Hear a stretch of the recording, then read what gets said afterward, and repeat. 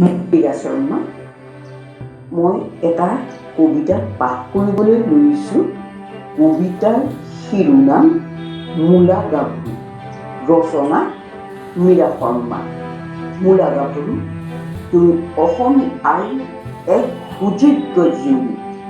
যুদ্ধত স্বামীক শিৰেৰে পৰা তোমাৰ দেহৰ ৰন্ধে ৰন্ধে জ্বলিছিল বিদ্ৰোহ অগণি।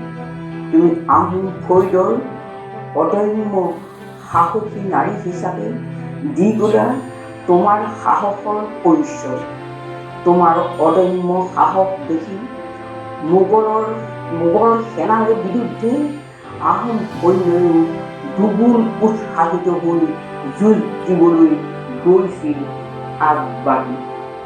তোমাৰ সতীৰ্থ হিচাপে যুঁজা মহিলা যুঁজাৰু জয়ন্তী, প্ৰমীলা, ললিতা আদি বীৰাংগনাসকলৰ ত্যাগৰ চানেকি আজিও পাহৰিব পৰা নাই আমি। অসমৰ বাবে যুঁজ দি তুমি অসম বুৰঞ্জীৰ পাতত বীৰাংগনা হিচাপে জিলিকি আছা আজি। ধন্যবাদ।